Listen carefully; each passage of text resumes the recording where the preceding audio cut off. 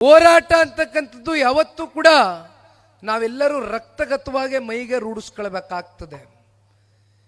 ನಾನು ಇವತ್ತು ಬಹಳ ಸಂದರ್ಭದಲ್ಲಿ ಹೇಳಿದ್ದೇನೆ, ಇತ್ತೀಚೆಗೆ ಒಂದೆರಡು ವೇದಿಕೆಗಳಲ್ಲಿ ಹೇಳಿದ್ದೇನೆ, ಮತ್ತೆ ಹೇಳ್ತಾ ಇದ್ದೇನೆ.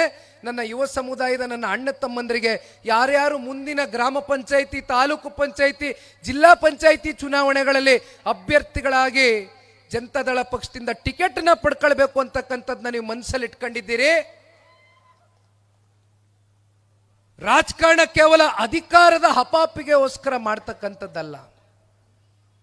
ಸಮಾಜದ ಕಟ್ಟ ಕಡೆಯ ವ್ಯಕ್ತಿಗೆ ಯಾವ ಒಂದು ಅನ್ಯಾಯ ಆಗ್ತಾ ಇದೆ ಅಂತ ಕಟ್ಟ ಕಡೆಯ ವ್ಯಕ್ತಿಯ ಪರವಾಗಿ ಧ್ವನಿಯಾಗಿ ಕೆಲಸ ಮಾಡ್ತಕ್ಕಂಥದಕ್ಕೆ ಬನ್ನಿ ನನ್ನ ಅಣ್ಣ ತಮ್ಮಂದ್ರು. ದಯವಿಟ್ಟು ನೀವು ಕಟ್ಟಿರ್ತಕ್ಕಂಥ ಪ್ರಾದೇಶಿಕ ಪಕ್ಷಕ್ಕೆ ತುಂಬ ಹೃದಯದಿಂದ ಸ್ವಾಗತವನ್ನ ಮಾಡ್ತಾ ಇದ್ದೇನೆ. ಪಕ್ಷದ ಕಾರ್ಯಕರ್ತನಾಗಿ ಬನ್ನಿ, ಸಮಾಜವನ್ನ ಕಟ್ಟೋಣ.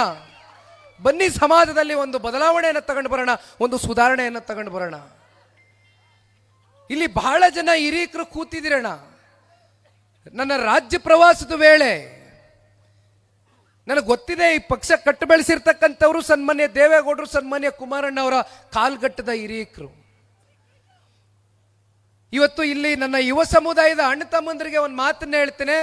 ಇಲ್ಲಿ ಕೂತಿರ್ತಕ್ಕಂಥ ಹಿರೀಕರು ರಾಜ್ಯ ವ್ಯಾಪ್ತಿ ಜನತಾದಳ ಪಕ್ಷದ ನಿಷ್ಠಾವಂತ ಕಾರ್ಯಕರ್ತ ಬಂಧುಗಳಲ್ಲಿ ಹಿರಿ ಸಮಾಜಗಳು ಏನಿದೆ, ಅವರು ಕೂಡ ನಿಮ್ಮ ತರನೇ ಯುವಕರಾಗಿದ್ರು. ಈ ಪಕ್ಷಕ್ಕೆ ಬಂದಂತ ಸಂದರ್ಭದಲ್ಲಿ ಸನ್ಮಾನ್ಯ ದೇವೇಗೌಡರು ಸಾಹೇಬರಿಗೆ, ಸನ್ಮಾನ್ಯ ಕುಮಾರಣ್ಣ ಅವರಿಗೆ ಬೆಂಬಲವಾಗಿ ನಿಂತು ಈ ಪಕ್ಷವನ್ನು ಕಟ್ಟು ಬೆಳೆಸಿದ್ದಾರೆ ಹಿರಿಯಕರು.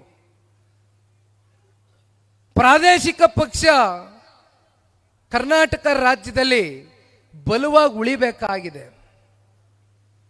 ಜನತಾದಳ ಪಕ್ಷಕ್ಕೆ ತನ್ನದಾದಂಥ ಇತಿಹಾಸ ಇದೆ.